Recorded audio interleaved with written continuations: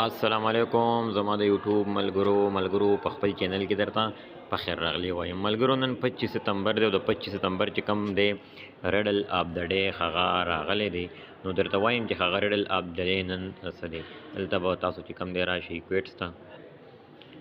تاسو چې کله په ریډل اف ډے باندې کلیک کړئ دلته به تاسو ولیکئ چې نن کوم د دې کوډ دی، نو هغه دی پی